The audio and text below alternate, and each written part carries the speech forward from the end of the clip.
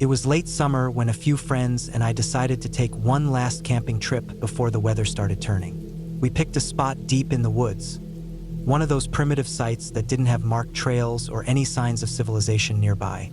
You just drove as far as you could down a gravel road, parked by a clearing, and hiked the rest of the way in. It was far enough out that cell service dropped about halfway there, which honestly made it feel more like a real escape.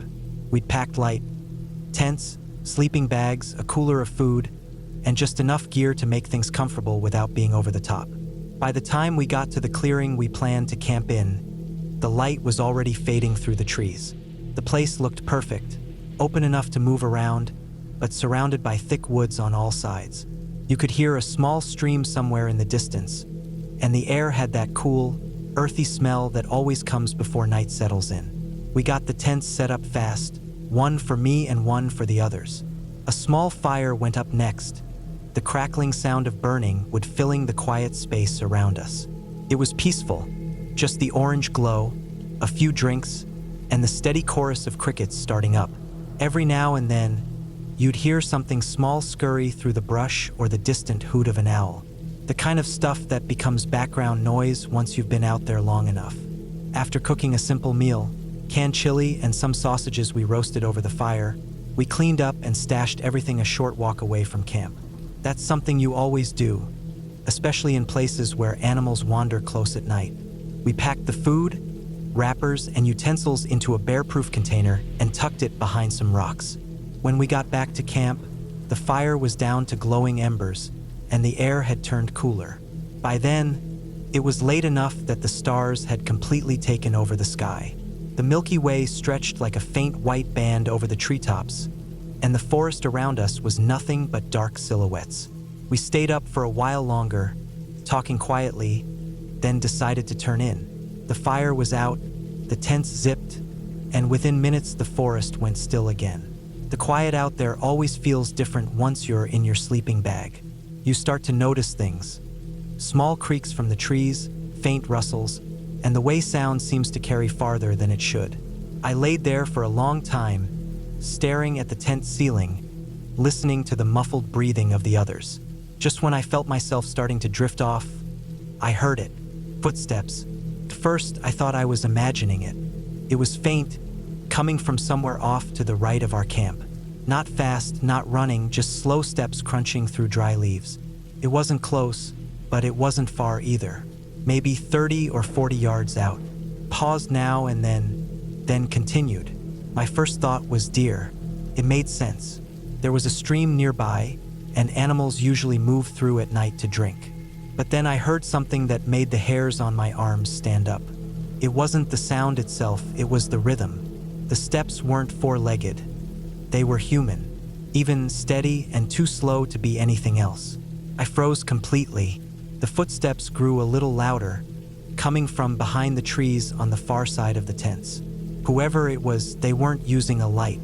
I didn't see anything through the fabric of the tent, just faint moonlight filtering in. The sound stopped for a few seconds. The silence after that felt suffocating. I could hear my own heartbeat thudding in my ears. Then, out of nowhere, I heard voices. 2 of them. I couldn't make out everything clearly through the tent wall, but I heard enough to piece it together. One of them was laughing, the kind of laugh people use when they're daring each other to do something stupid. The other voice sounded nervous, lower, trying to talk the first one out of it. For a moment, I just laid there, completely still. It didn't make sense. We were miles from any other campsites. No vehicles had been parked anywhere near us when we'd arrived. The nearest ranger station was almost 10 miles back. The voices drifted closer. One of them said something about campers, and I could hear the tone of mock excitement.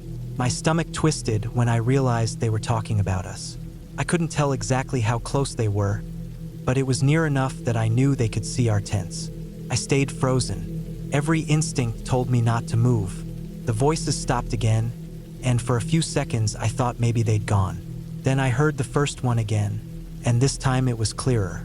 The words cut through the night in that strange, half-whispered tone that feels wrong even when you can't see who's saying it. "Hey dude, look at that. Campers. I dare you to shit on their backpacks." It was so unexpected that my brain didn't process it at first.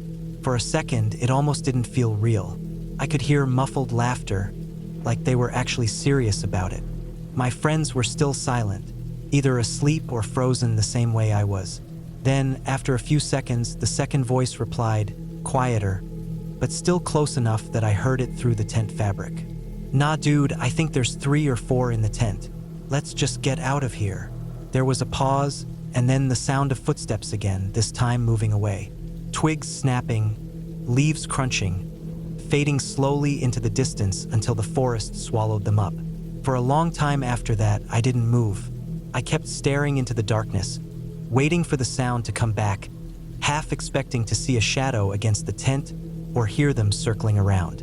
But they never did. The woods went completely quiet again.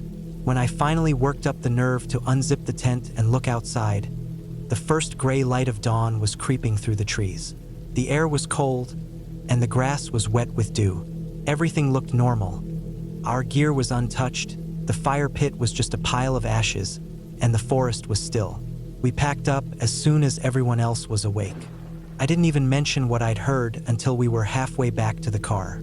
Turns out, the others had heard the same thing but didn't want to make a sound, thinking it might provoke whoever it was.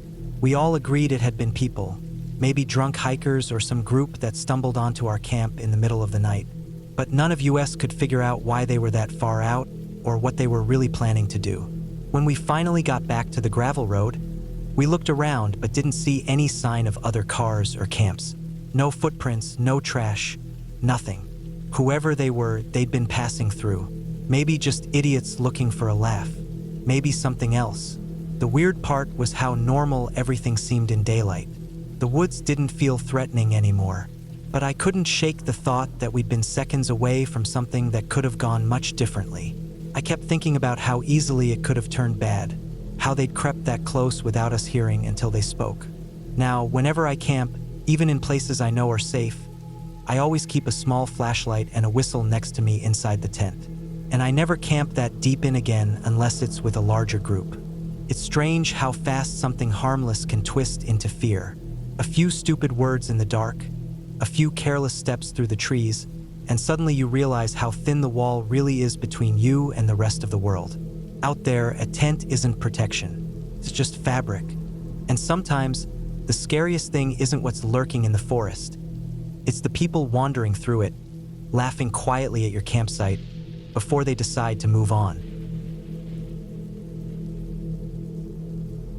I went camping alone in early September, a little north of where I lived. The plan was simple.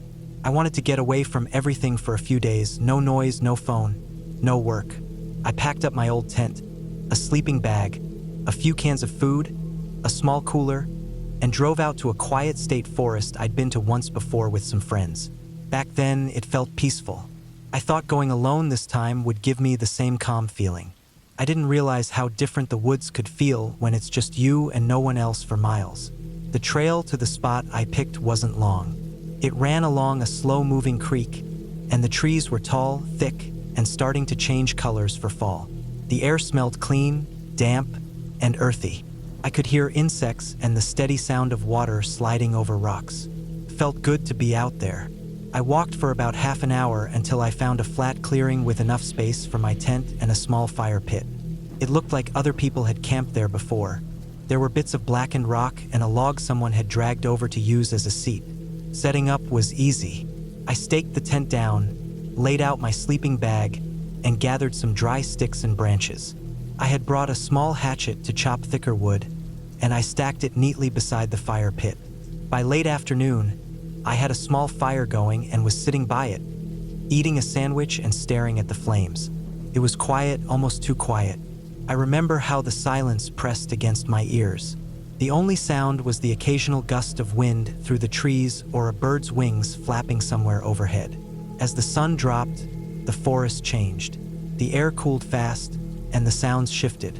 Crickets started chirping, frogs croaked by the creek, and in the distance, I could hear branches snapping every now and then. It wasn't close, just faint pops echoing through the trees. It didn't bother me much at first. Animals move around out there all the time. But every time I'd glance in that direction, I couldn't see anything. It was just an endless wall of dark trees. When it got fully dark, I added more wood to the fire and sat watching the sparks rise up and disappear. I didn't bring a lot of light, just a flashlight and a small lantern, so I stayed close to the fire. I remember staring at the shadows it threw against the trees. They kept moving and shifting with the flames, and sometimes I'd think I saw something between them. Just quick flashes, like movement. But when I'd focus, there'd be nothing there. I tried to shake it off, telling myself it was just my mind playing tricks. I wasn't used to being this alone in the woods. Every sound seemed sharper, louder. Even when I zipped myself into my tent later, I could hear everything. The creak of the trees, the trickle of water, the rustling in the grass nearby. Sometime during the night, I woke up to a sound that was close. Too close. It wasn't just a random snap or rustle. It was the sound of something walking, slow and steady, through the leaves. I froze. My sleeping bag felt like a trap suddenly. I could hear my heartbeat in my ears. I didn't move or breathe for a while, just listened. The steps stopped right outside my tent. I could hear breathing, faint but there, heavy. The kind of breathing that comes from a person, not an animal. It lasted only a few seconds, maybe less, but it felt much longer. Then I heard the sound of something brushing against the tent fabric, just barely, like fingers or maybe clothing. I didn't move. I just stayed completely still, gripping my flashlight but not daring to turn it on. After what felt like forever, the sound started to fade. The steps moved away slowly, crunching over the leaves again until they were gone. I lay there for hours, wide awake, waiting to hear it come back. It never did, at least not that night. When the sun came up, I crawled out, half expecting to see footprints or signs someone had been there.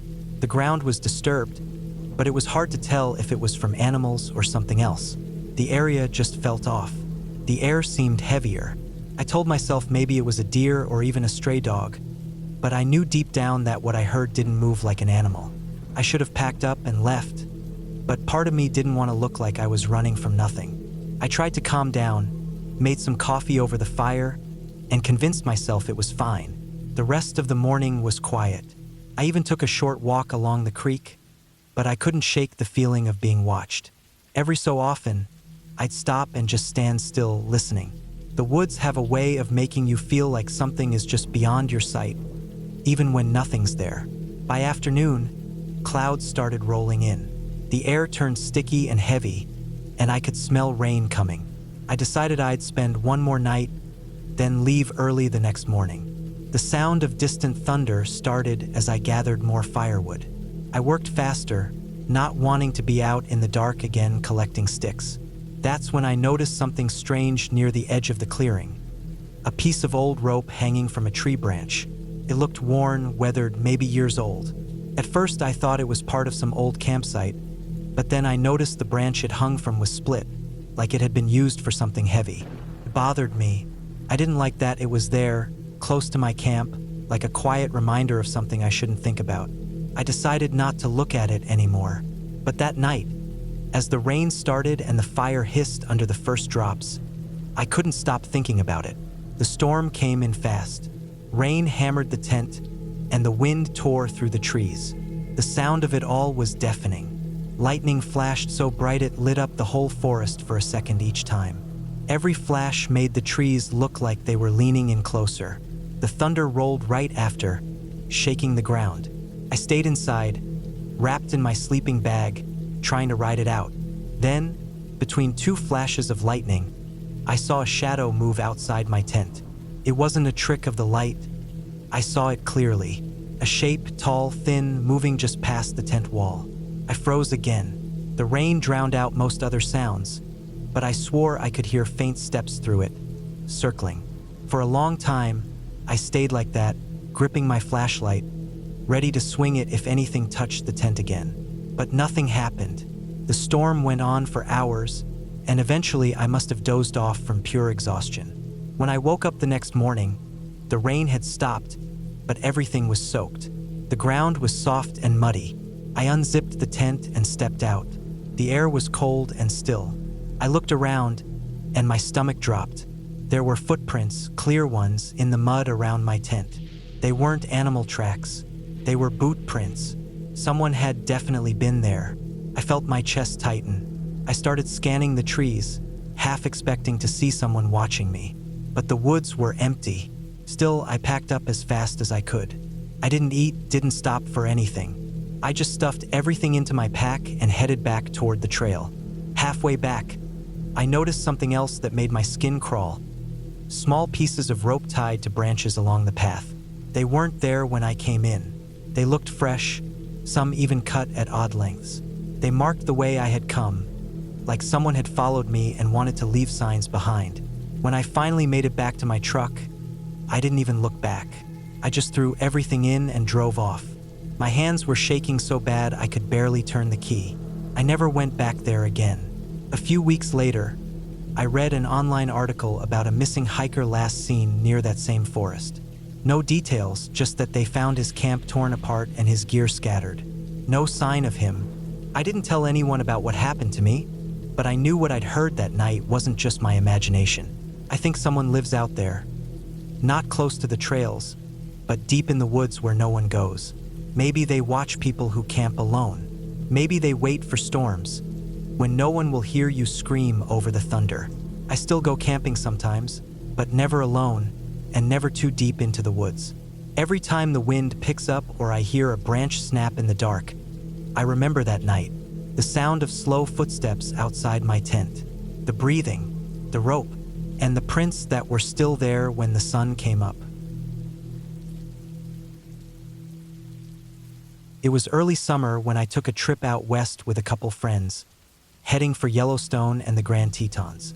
We'd planned the trip for months, mapping out trails, picking up new gear, and trying to make the most out of a short window of freedom. We had a small camper, but we wanted a few nights of real backpacking, just tents, packs, and whatever we could carry. The second trail we picked was the Cascade Canyon Loop. It was about 22 miles total, tucked deep into some of the most stunning terrain I'd ever seen. Tall peaks, snow still clinging to the shaded slopes, cold, clear water running through glacial creeks. The kind of place that looks untouched. We got a good start that morning, leaving the main road behind and climbing slowly into the canyon. The air was thin and smelled clean, like pine and snowmelt. There were elk tracks along the trail, and once in a while, a woodpecker echoing somewhere in the distance. The first 10 miles or so went by easily. The trail wound through meadows and patches of forest, with the Tetons towering in the background. Every so often, I'd stop and just look around, trying to take it all in. There's something about those mountains that makes you feel small in a way nothing else can. By the time we'd gone about 10 miles, the light had started to fade. The shadows from the ridges stretched long across the valley. We found a decent spot to set up camp, near a stream that fed down from one of the higher peaks. The ground was flat enough, and there was a small stand of trees to break some of the wind. We unpacked quickly, getting the tent up before the last bit of sunlight disappeared. The air cooled fast as soon as the sun dipped behind the mountains. You could still see a faint orange glow on the peaks, but down in the canyon, it felt like night had arrived early. We cooked a small meal, simple stuff like rice and beans with some dehydrated veggies mixed in, and sat there for a while just listening. The sound of the stream was steady and calming. Once in a while, I could hear something small moving in the brush, probably rabbits or squirrels. It felt safe, as far as being out in the middle of nowhere could feel safe.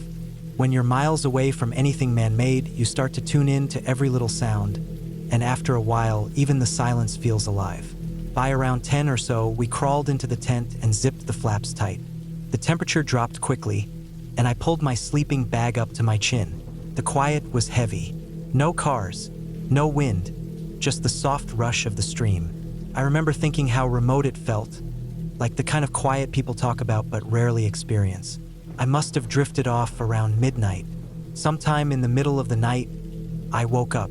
Took me a few seconds to realize why. There was a sound outside.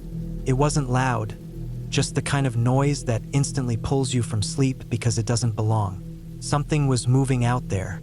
Slow, deliberate steps through the brush. Not the quick, light scurry of an animal. Heavier. I froze, straining to listen. The sound stopped, The silence that followed was thick and absolute. I could hear my own breathing, the faint rustle of nylon as I shifted slightly in my bag. Then I heard it again, a crunch of snow or dirt just beyond the tent wall. My mind went straight to bears. The park rangers had talked about them plenty when we checked in. I imagined a grizzly sniffing around, curious about our food. I could almost picture it, huge and quiet except for the slow, steady sound of its steps. But then there was another sound, a voice, low, human, close enough that I knew it wasn't my imagination. I couldn't make out all the words, but I caught something like, "I think there's 3 or 4 in the tent." My stomach dropped. I didn't move. I didn't even breathe. There was no mistaking it. That was a person, not an animal. Another voice answered, barely more than a whisper, but it was too faint to catch what was said. Every instinct in me screamed to move, to do something, but I couldn't. It was the kind of fear that locks you completely in place. All I could think was how deep we were in the canyon, miles from the trailhead, no cell service, no one around. Whoever was out there had walked in just like we did. That realization made everything worse. They had to have planned to be there. For what felt like forever, nothing else happened. The sounds stopped completely. I waited for footsteps moving away, but I didn't hear any. Just silence again, that thick, unnatural kind of quiet that makes your ears ring. I lay there with my heart hammering in my chest, staring at the dark outline of the tent fabric. I kept waiting for the zipper to move, for a shadow to pass, for anything that might tell me what was going on. Nothing did. Eventually, after what must have been an hour, the night sounds started to come back. The stream was still running, and I could hear the faint whistle of wind high up the canyon. But I couldn't shake that voice from my head. I didn't sleep after that. None of us did. I could tell from the way everyone shifted now and then that we were all awake, pretending not to be. The first hint of light felt like a relief. As soon as the sun touched the tops of the trees, we tore down camp. We didn't even eat breakfast. Everything went straight into our packs. My hands were shaking as I rolled up the tent, not from cold but from the adrenaline still burning in my veins. We hit the trail and didn't stop. It usually took people 6 hours to hike that stretch out, but we did it in just over 3. No one said anything. It felt like if we opened our mouths, whatever happened out there might somehow hear us again. When we finally reached the ranger station, we reported it. We told them exactly what we'd heard, down to the words.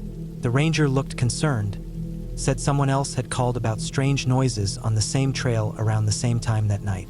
They sent a few guys up at dawn to check it out. We hung around for a few hours afterward, just sitting outside the station, too tired and too uneasy to really think about much else. They never found anyone. No tracks, no signs of another camp, nothing that explained what we'd heard. The ranger said it could have been hikers passing through, maybe talking to each other, maybe mistaking our tent for something else. That sounded possible, but deep down I knew it didn't feel right. The voice I'd heard was too close, too deliberate. It wasn't a random conversation. We left the park that same day. I remember driving out of the mountains, still replaying those words in my head. I think there's 3 or 4 in the tent. The way it was said, calm, certain, stuck with me. I've been camping plenty of times since, but I've never gone back there. Even now, when I'm in the woods and the night gets quiet, that same uneasy feeling creeps back in. The stillness, the way sound seems to hold its breath. It's not the animals or the dark that make it scary. It's knowing how close something can be without you ever seeing it. Just beyond the thin wall of a tent, watching, deciding what to do next. That night in Cascade Canyon changed how I feel about silence. It's not peaceful anymore. It's a reminder that quiet doesn't always mean you're alone. Sometimes it means something out there is being quiet too, and that's what really keeps me awake. It happened a few winters ago, when I went camping alone in the northern part of Minnesota. It was the middle of February, cold enough that even my breath seemed to hang in the air like smoke. I'd done winter camping before, though not often, and I liked the stillness of it. The frozen woods have a different kind of quiet than any other season. More open, more hollow, like the sound just disappears into the cold. I thought I knew what silence was until that trip. I started my hike early in the morning. The sky was pale blue, and the sun was low, making everything shine in that bright, almost blinding way that snow does. The forest was thick, a mix of pine and birch, with snow piled up to my knees in some spots. The air was cold enough that it stung to breathe deeply. The only sounds I heard were the crunch of my boots and the slow creak of the pack straps against my jacket. I had planned to hike about 6 miles into the woods to a small ridge I'd seen marked on a map. It overlooked a frozen creek and had a flat clearing that looked perfect for a tent. It wasn't a marked trail anymore, just a faint path through the trees that hunters and snowshoers sometimes used. I figured I wouldn't see anyone else the whole weekend. By late afternoon, I found the clearing. The snow there was deep but even, and the ridge gave a good view of the woods below. I stamped down an area for my tent and started setting up. The process took longer in the cold. My hands kept stiffening up even through gloves. I built a small fire using dry branches I found under the pines and melted some snow for water. The sound of the fire crackling was comforting in that emptiness. It made the place feel a little more normal. When the sun went down, the temperature dropped fast. The trees around me darkened until they were nothing more than shadows. The moon came up bright and huge, and its light hit the snow in patches that almost glowed. I remember thinking how beautiful it looked, but also how exposed it made me feel. The open snow reflected everything, and even small movements looked amplified under that white glow. I sat by the fire for a while, ate, and watched my breath rise into the cold air. Around 10, I decided to turn in. The fire had burned down to embers, but it still gave off a faint warmth. I zipped myself into the tent and listened to the faint crack of ice in the distance as the ground shifted with the cold. Sometime in the middle of the night, I woke up. It was quiet, too quiet. I didn't hear the wind or the usual popping sounds from the fire outside. I lay still for a few seconds, trying to figure out what had woken me. Then I heard it. Somewhere behind my tent, maybe 50 meters or so away, something was moving. It wasn't fast, just steady. The sound was distinct. The slow, heavy crunch of footsteps breaking through crusted snow. Step, pause. Step, pause. It was moving slowly, not wandering aimlessly, but almost like it was trying to be careful about the noise it made. At first, I thought maybe it was a deer or a moose. I'd seen tracks earlier in the day, and animals sometimes wandered through campsites. But after a few minutes of listening, I started to doubt that. The steps were too spaced out, too deliberate. They had weight to them. I lay there frozen, trying to keep my breathing quiet. Every instinct told me not to move, not to make a sound. The air inside the tent felt tight, and I could hear my heartbeat in my ears. The thing behind me kept moving, slowly crunching through the snow, one step at a time. It didn't sound like it was circling or wandering off. It just kept a slow, steady pace, like it was walking in a line, maybe parallel to where I was. I reached up to touch the zipper of my sleeping bag, trying to make as little noise as possible. The metal of the zipper was freezing against my fingers. I didn't want to unzip the tent, didn't want to shine a light, but part of me needed to know what was out there. I hesitated for a long time, my breath fogging up the inside of the tent, before finally snapping my fingers once to test how quiet it really was outside. There was no echo, no bounce of sound off the trees, no faint reverberation. The snap was swallowed instantly, like the air itself had weight to it. That's when my stomach dropped. I'd been in winter woods before. Sound always carried further in the cold. But not that night. The silence was thick, like it had erased the world beyond a few feet of space around me. The slow steps behind me stopped. I could hear nothing except my own breathing. I waited, straining to pick up the faintest noise, but there was nothing. The silence had that strange quality where it almost buzzed, like it was too empty to be real. Then, after what felt like minutes, the steps started again, closer this time. Not rushing, just steady, deliberate. I pictured something walking through the snow with a heavy load, each step sinking deep. I wanted to look, but I couldn't bring myself to move. Every sound I made, even the faint rustle of my jacket, felt too loud. I thought maybe if I stayed quiet long enough, it would pass. Maybe it was just an animal that had noticed the fire smell and was curious. I focused on breathing slowly and evenly, pretending to be asleep, though I doubt whatever was out there cared.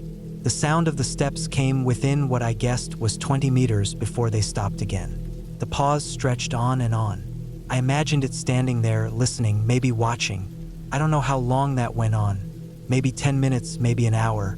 Eventually, I must have drifted in and out of sleep, still half aware of that silence. When I finally woke again, faint light was coming through the tent fabric. Morning. I didn't move at first, afraid to look outside, but eventually I forced myself up. The cold hit me hard as soon as I unzipped the tent. Everything outside was still. The fire pit was buried under a dusting of snow. My breath came out in thick clouds. I looked toward the trees behind my camp, trying to spot tracks. It didn't take long. There was a line of footprints leading from the tree line toward my tent, then stopping maybe 20 meters away. They were big, too big to be a deer, too spaced to be something small. The snow had partially filled them overnight, but I could still make out the deep impressions where something heavy had stepped down and paused. Whatever it was had stood there for a while, just watching. I followed the prints backward for a few meters before stopping. They led into the thicker trees, but the woods there were dense and shadowed, and I couldn't bring myself to go further. The stillness of that morning was too close to the night before. The air had that same muted quality, like sound couldn't quite travel right. I packed up camp faster than I ever had in my life. My fingers were numb and clumsy, but I didn't care about doing things neatly. I just wanted to move. I kept glancing behind me as I worked, half expecting to see something standing at the edge of the trees. The woods stayed quiet, just the faint crunch of my own steps as I loaded everything onto my back. The hike out felt longer than the way in. I kept waiting to hear something behind me again, some echo of those slow steps, but there was nothing. Even the wind didn't pick up until I was a few miles away from camp. When it finally did, the sound of it through the trees made me feel like I could breathe again. When I got back to my car, I sat there for a while before starting it, just listening to the normal noises, the tick of the engine cooling, the faint hiss of the wind. It felt strange how comforting sound could be. I don't know what was behind me that night. Maybe it was a moose, maybe even another person, though I can't imagine why anyone would be that deep in the woods in the middle of winter without light or gear. Whatever it was, it moved slow, careful, deliberate, and it knew I was there. Sometimes, when I think about it, I wonder if it had been following me longer than I realized. If those slow, heavy steps had been there on the trail while I was hiking in, just far enough back that I couldn't hear them until the world went quiet enough for me to notice. The sound of it walking through the snow still sticks in my head. That slow, steady rhythm, step, pause, step, echoes in my mind even now, years later. It's the sound that made me realize true silence isn't peaceful at all. It's when you finally hear what's been moving behind you the whole time. It happened 2 years ago, sometime in August. I remember because it was one of those warm, calm mornings that feel too still to be real. The kind where the air already has that faint thickness of summer, and the sunlight hits everything in a pale gold tone before the heat builds up. I wasn't camping or doing anything special. I was just taking the garbage out. It was maybe 8 in the morning. The neighborhood was quiet but not empty. The kind of quiet you expect when everyone's still getting ready for work or eating breakfast. I grabbed the trash bag from the kitchen, tied it up, and pushed open the back door. I remember how bright it was outside, how the light reflected off the dew still sitting on the grass. But the moment I stepped out and let the door close behind me, it hit me. Everything was quiet. Not just quiet in the normal sense, completely quiet. It was like stepping into a vacuum. The air felt wrong, heavy but hollow at the same time. At first, I thought maybe my ears had popped. You know that dull feeling when you're on a plane or when you drive up a steep hill and the pressure changes? It felt exactly like that, except it didn't go away. I stood there for a few seconds, confused, waiting for a bird to chirp or a car to pass on the road behind my house. Nothing. I started walking toward the garbage bins by the fence, and even the sound of my footsteps on the gravel sounded off, dull and muted, like they were coming from far away. The air was thick, and I could hear my own breathing more than anything else. I looked around, trying to make sense of it. The trees in the back were still, not even a single leaf moving. The neighbor's flag that usually flapped in the wind was hanging straight down. There wasn't even a breeze. It was like the whole world had been paused. My first thought was that maybe a storm was coming. Sometimes the air gets weird before one, but the sky was completely clear, blue and open, not a cloud in sight. I kept standing there, holding the trash bag, trying to listen. Nothing. I couldn't hear any birds, which was strange because that time of year the woods behind my house were full of them. Normally there'd be a steady background of chirping, maybe some crows in the distance, but there was absolutely nothing. It wasn't peaceful. It was unsettling. My heart started to race a bit, not from fear exactly, but from that strange awareness that something was wrong with the air itself. I tossed the bag into the bin, and even that sound came out strange, hollow and soft, like I was wearing earmuffs. The noise didn't carry at all. It died almost as soon as it left the bin. The more I noticed it, the worse it felt. I realized that I couldn't even hear the hum of insects, which is almost impossible in summer. No flies, no bees, no crickets, just this muted nothingness that stretched out around me in every direction. I walked a few steps toward the side of the house, just to see if it was the same there. It was. Everything felt muffled, like I was inside a sealed box. I clapped my hands together once, hard, and the sound barely echoed. It was sharp for a split second and then died immediately, swallowed by the air. That's when it really sank in that it wasn't my hearing. It was the world itself.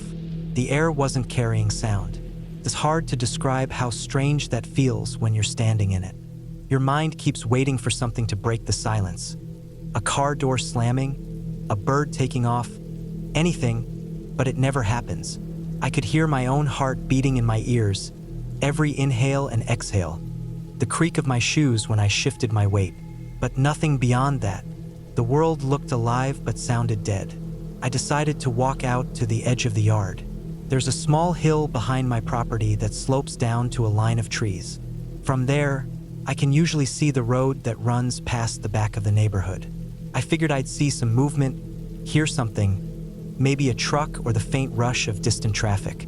When I reached the top of the hill, though, it was just more of the same. Total stillness. The trees weren't moving, the grass wasn't bending, and even the usual faint smell of exhaust from the morning traffic was gone. It was around then that I noticed something about the light. It wasn't dimmer or darker, but it looked flat, like there were no shadows, even though the sun was out. Everything was evenly lit, with this washed-out tone that made it look like I was standing in a photograph instead of real life. That was the moment I started to feel genuinely uneasy. I remember thinking, what if it stays like this? I don't know why that thought came to me, but it did. What if it stayed silent forever? What if something had broken and the world just stayed this way? The more I thought about it, the faster my heart started to beat. I stood there for a while longer, probably 10 minutes or so, but it felt like an hour. I kept turning in slow circles, scanning the trees, the sky, my yard, waiting for something, anything, to move or make a sound. I could feel sweat on my neck, even though the air wasn't hot. Then, as sudden as it had started, it ended. It was like someone flipped a switch. 1 second it was dead quiet, and the next it was alive again. A breeze swept through the trees, hard enough to make the branches creak. I heard birds calling all at once, like they'd just been waiting for permission to start again. A car passed on the road, and I could hear the faint rumble of its engine. Everything came back at the same time. The noise hit me like an explosion. I actually flinched from it because it was so loud compared to what had been there a moment before. The air felt lighter again. I could feel the wind on my arms, smell the faint scent of cut grass from someone's yard a few houses over. I just stood there for a while, listening. I don't think I've ever noticed sound in that much detail before. The rustle of leaves, the creak of branches, the low drone of an airplane somewhere high above. All of it felt unreal after that stretch of emptiness. I went back inside after that, trying to shake the feeling, but it stuck with me. Everything inside sounded normal again. The refrigerator hum, the faint ticking of the clock. But every time I thought about stepping back outside, I hesitated. I knew it probably wouldn't happen again, but I couldn't help but wonder what had caused it in the first place. I tried to rationalize it later. Maybe it was a strange temperature inversion, the kind that traps air and kills sound for a while. Maybe the humidity and heat made the air so still that sound couldn't travel properly. I looked it up online, and apparently things like that can happen under very specific conditions. But knowing that didn't make it any less unsettling. What stayed with me wasn't just the quiet, it was the way the quiet felt. It wasn't peaceful. It was like something had pressed pause on the entire world and left me standing in it, waiting for the rest of it to catch up. It made me realize how much we rely on noise, how much comfort there is in hearing life going on around you, even when you're alone. Since that morning, I've noticed silence in a different way. When I go out early and things are calm, I always listen carefully, half expecting that same dead quiet to come back. It hasn't. But sometimes, when the wind stops for just a moment and the air goes still, I can feel that same weight settle for a second. Just enough to remind me of that August morning, when the world went silent, and for a little while it felt like everything had stopped breathing. I went camping deep in northern Michigan about 5 years ago. It was late fall, one of those weeks when the days are cool enough to see your breath and the nights drop below freezing. The air smells like wet leaves and pine, and the sky goes dark early. I had a few days off work and decided to take my pack and spend some quiet time away from everything. I'd been camping for years and was used to hiking off-trail and setting up where there wasn't anyone else around. I liked the feeling of being completely alone, surrounded by nothing but trees. That trip changed that for me. The area I went to wasn't exactly a park. It was a stretch of forest land between two small towns, a mix of public land and old private parcels that had been abandoned years ago. There were half-collapsed cabins, rusted cars, and the remains of hunting shacks scattered through the woods. I'd heard from some guys at the supply store that people used to live out there decades ago before the land got bought up. They said it was quiet now, and that was all I needed to hear. I parked my car on a small dirt road that dead-ended near a thicket of birch trees. From there, I followed an old logging trail into the forest. The ground was damp, soft in some places, frozen in others. The air was heavy and still. I walked for hours until I was sure I wouldn't run into anyone. Around late afternoon, I found a flat spot near a small ridge and decided to set up camp there. It was surrounded by trees thick enough to block the wind, but open enough to see the stars when the sun went down. I got my tent set up, gathered some wood, and made a small fire. As it got dark, the forest got quiet. The usual nighttime sounds faded. No frogs, no birds, not even the distant crack of branches. It was one of those nights where sound doesn't travel far. The air was still, and everything felt muffled. I didn't think much of it at first. I just figured the cold had quieted things down. I sat by the fire, ate, and watched the sky turn completely black. When I finally crawled into my tent, it was around 10. The fire had burned down to embers, and I could hear the faint crackling outside. I lay there for a while, staring at the tent ceiling, waiting to fall asleep. Then, sometime after midnight, I woke up. It wasn't because of a noise, it was the lack of one. The fire had gone out, and everything was completely silent. Couldn't even hear the wind.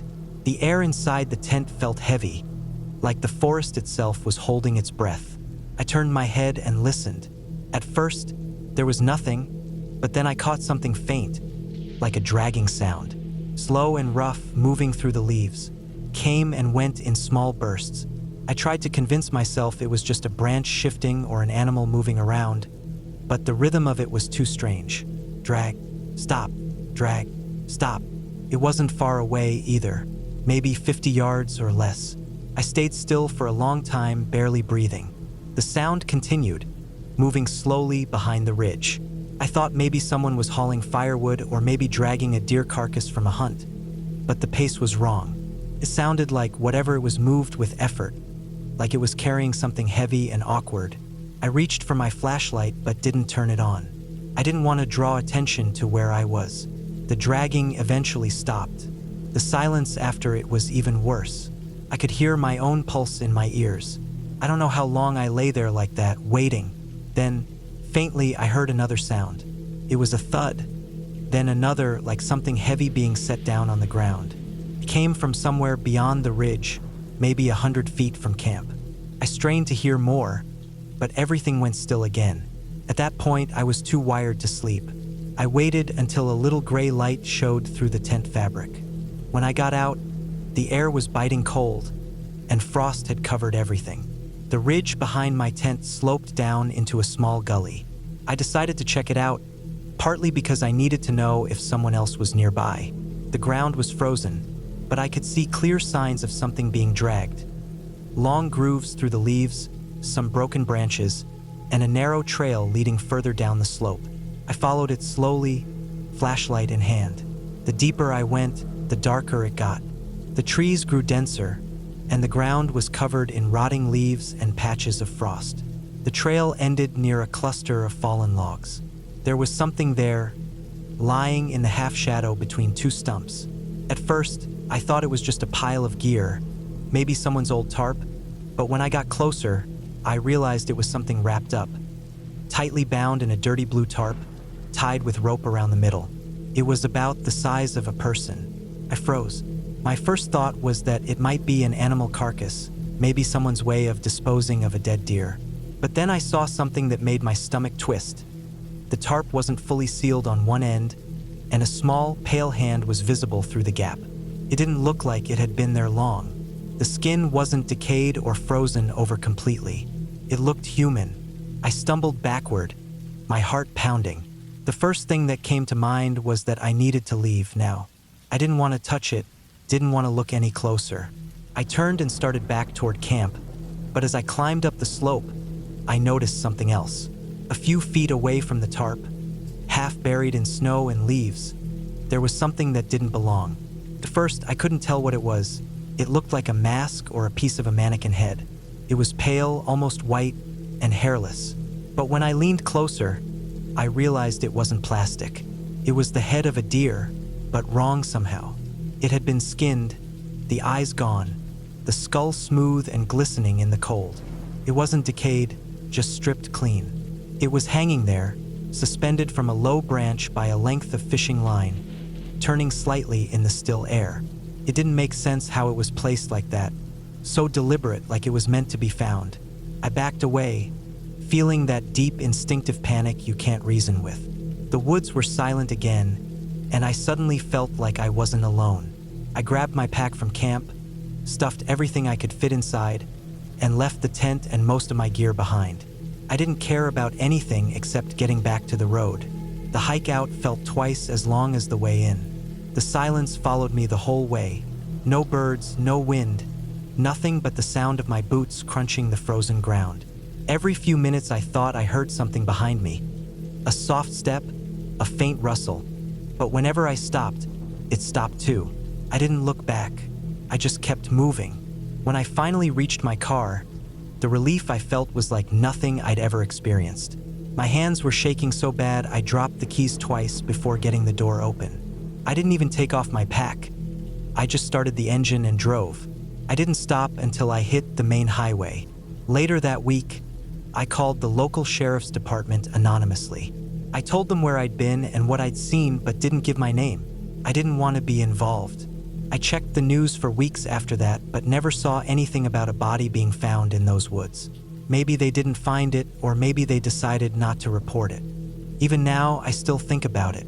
That tarp, that pale hand, the deer head hanging above it like some kind of warning. I don't know who put it there or why. Maybe it was someone hiding evidence, maybe some twisted person's ritual, or maybe something I'll never understand. But what stays with me most isn't the sight of it. It's the silence. That dead, heavy silence that settled over everything before I found it. The kind that makes every sound you make feel wrong, like you're disturbing something that doesn't want to be disturbed. I've camped plenty of times since then, but I've never gone that far out alone again. I don't think I ever will. I went camping alone in early spring, up in the northern part of the state where the woods were still bare from winter. It was supposed to be a short weekend trip, something quiet and simple. I had been working nonstop for months, barely seeing sunlight, and I just needed a break.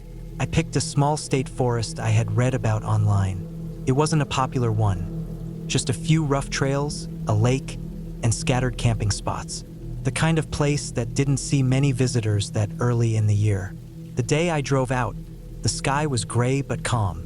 The air smelled like wet dirt and pine needles. I parked at a small gravel lot where the trail began, locked the truck, and started hiking in. The trail was narrow and muddy, with patches of old snow melting into puddles. The forest was quiet in that dead, early spring way. No insects, barely any birds, just the soft sound of water dripping from branches. I hiked for about an hour before I found a spot near the lake. It wasn't an official campsite, but it was flat and open, and someone had built a ring of stones for fires. The lake itself was glassy and still, surrounded by trees with bare branches sticking out like bones. It was beautiful in a lonely kind of way. I set up my tent, unpacked my sleeping bag, and built a small fire to dry my boots and cook. Most of the day passed quietly. I collected firewood, filtered water from the lake, and just sat by the fire staring at the water. There was no wind, no voices, no sound except for the occasional splash of a fish jumping or a distant crack of a tree shifting. Felt peaceful, but something about the silence made me feel watched. Every few minutes, I'd catch myself glancing toward the tree line, expecting to see movement, but there was never anything there. As the sun went down, the temperature dropped fast. I got the fire going again and cooked a simple meal, just canned chili and bread. When it got dark, I sat by the fire with my flashlight nearby and stared into the flames. The woods looked endless. The lake reflected the sky, dark and still, with the faint outline of the opposite shore. Then I started hearing it. Faint cracks and snaps out in the woods. Not constant, just here and there. I told myself it was probably branches breaking as the cold settled in, but some of them sounded deliberate, like footsteps. Slow and steady. I tried to ignore it, focusing on the fire. But every few minutes, I'd hear it again. A crunch of leaves or a twig breaking somewhere beyond the light. My eyes kept darting toward the sound, and each time I'd see nothing but black. I didn't have a big flashlight, just a small handheld one. And when I shined it into the woods, the beam barely reached 20 feet before the trees swallowed it. It's strange how fast your mind can turn against you in silence. Every sound becomes something. Every shadow looks like movement. By the time I crawled into my tent, I was on edge but tried to convince myself it was just animals. Probably deer, I thought. There were plenty of them around. I laid in my sleeping bag, listening. I could hear the faint crackling of the dying fire outside and the occasional drip from tree branches hitting the tent. It took a while, but I finally drifted off. Sometime during the night, I woke up. I didn't know why at first, no sound, no light, just that sharp feeling that something's wrong. I lay there, completely still, listening. Then I heard it again, the sound of footsteps. Slow, heavy ones moving through the wet leaves. They stopped near my tent. I could hear the faint slosh of mud and breathing, slow, uneven breathing. My body locked up. I couldn't move. I could hear my own pulse pounding in my ears. Whoever or whatever it was stood there for a long time, not moving. The sound of breathing was clear, not like an animal panting. It was a human kind of sound. Then there was a sound like someone dragging something across the ground, maybe a stick or their boot. I wanted to grab my flashlight, but I was terrified of making noise. The tent fabric moved slightly, like something brushed against it. I thought about yelling or unzipping it fast, but I didn't. I just stayed perfectly still. Eventually, the sound faded. The footsteps moved away, slow and deliberate, until they were gone. I didn't sleep again that night. I just lay there, wide awake, waiting for the first light. When the sun finally came up, I got out of the tent fast. The air was cold, and my breath came out in clouds. I looked around the camp. The ground was muddy, and sure enough, there were boot prints, large ones, around my tent. Not mine. The tread was different. They went around the tent, then led off toward the woods. I felt sick. There hadn't been any other vehicles at the lot when I parked. No one had passed me on the trail. Whoever it was must have come from deeper in the woods. I decided right then I was leaving. I packed everything up fast, barely ate, just stuffed things into my backpack and started heading back. The trail was wet and slippery, and every sound behind me made me turn. I kept looking back, half expecting to see someone following. About halfway out, I noticed something odd. Small pieces of cloth tied to trees along the trail. They were strips of dark fabric, maybe from a shirt or jacket. They weren't there on my way in. They looked fresh, tied low at knee level, marking the path. I didn't stop to inspect them. I just kept moving. The forest felt different now. The peaceful quiet from the day before was gone. Felt heavy, like the air itself was thicker. Every few steps, I'd hear faint rustling behind me, but when I turned, it stopped. When I finally reached the parking area, my truck was still there, but something was off. There were wet footprints in the gravel near the driver's side door. They matched the same boot pattern I'd seen near my tent. My stomach dropped. I unlocked the door and got in fast, locking it behind me. Everything inside looked untouched, but I didn't waste time checking. I started the engine and left. Driving out, I kept checking the mirrors, expecting to see someone on the road behind me. I didn't stop until I was miles away, near a small gas station on the highway. I pulled over and just sat there for a while, trying to calm down. When I got out to fill up, I noticed something that made my chest tighten again. On the rear bumper of my truck, stuck to the mud, was a small strip of dark fabric, the same kind I'd seen tied to the trees. It was damp and frayed, like someone had pressed it there with their hand. I peeled it off and threw it away, but I couldn't shake the feeling that it meant something. Maybe it was a mark, maybe just a coincidence, but I knew someone had been watching me that night. A few days later, out of curiosity, I looked up that forest again online. Buried in a local news page, I found a short article from years back about a man who'd been arrested for stalking campers there. He used to follow people's tracks, watch their camps at night, and sometimes steal their gear when they left. They said he disappeared before his court date and was never found. Maybe it was just a story. Maybe someone else was out there that night for a different reason. But I know what I heard. The slow footsteps circling my tent, the breathing, the prints. Now, whenever I think about camping alone again, I remember that sound, the steady crunch of boots moving through wet leaves, and I can still feel that heavy silence pressing against the tent walls. I haven't camped alone since, and I don't think I ever will. I went camping alone last summer in a remote area of northern Minnesota, miles from any real town. I'd been working nonstop that year, and my plan was simple. Drive out to a quiet forest, camp for a few nights, fish, relax, and clear my head. I picked a spot that wasn't even an official campsite. I had found it a year earlier when I was backpacking with some friends. It sat along the edge of a small lake surrounded by tall pines, and there was just enough space to pitch a tent and build a small fire. Felt hidden, private, and peaceful. The drive out was long. I turned off the main highway and drove about 20 miles down a dirt road full of potholes and ruts. I passed no one. No cars, no cabins, not even a single house. When I finally reached the small clearing where I could park, I locked up my truck, threw my pack over my shoulder, and started hiking the mile-long trail down to the lake. It was early afternoon, bright but quiet. The air was thick with mosquitoes, and every step through the woods smelled like wet pine and old leaves. When I reached the lake, the sight of it made the whole trip worth it. The water was calm, still reflecting the sky, and there was no wind at all. It was completely silent. No traffic, no voices, nothing but the faint hum of insects. I set up my tent facing the lake, laid out my sleeping bag, and gathered firewood. It didn't take long before I had a small fire going. I boiled some water, made coffee, and sat on a rock by the shore, watching the lake. The surface rippled slightly when fish jumped. I could see my reflection move in the water, along with the tall, dark trees that ringed the shore. It was peaceful, almost too peaceful.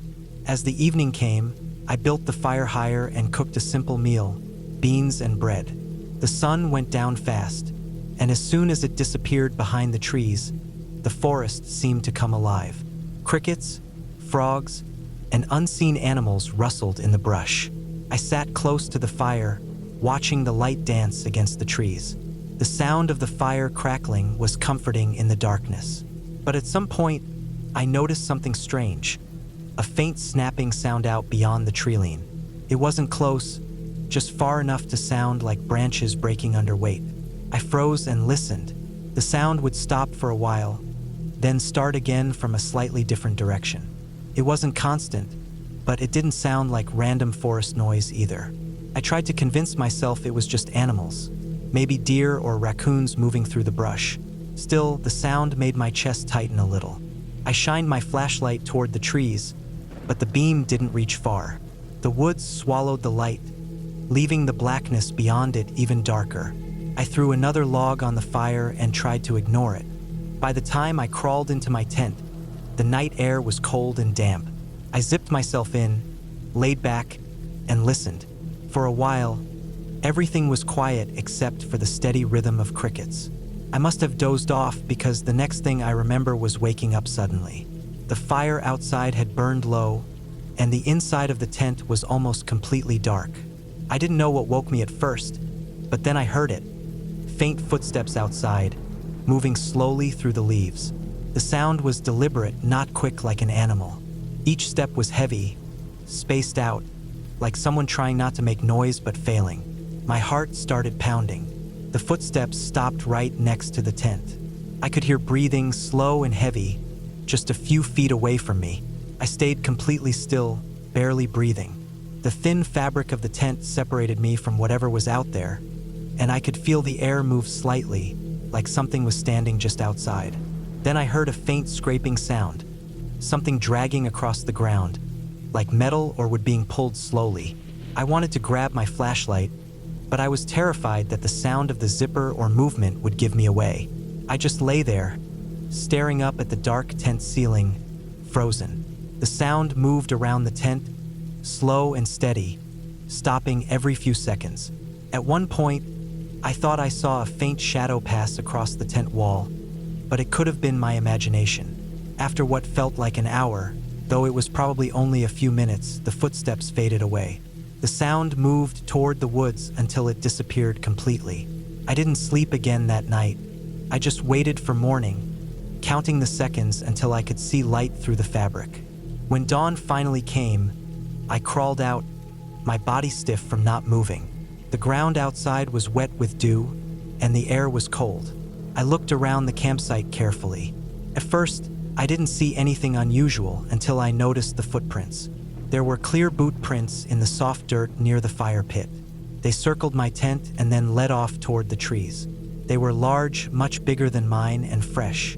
I walked to the edge of the clearing, following them. They went a short distance into the woods and then disappeared into the undergrowth. I didn't go any farther. I turned around and decided I'd had enough.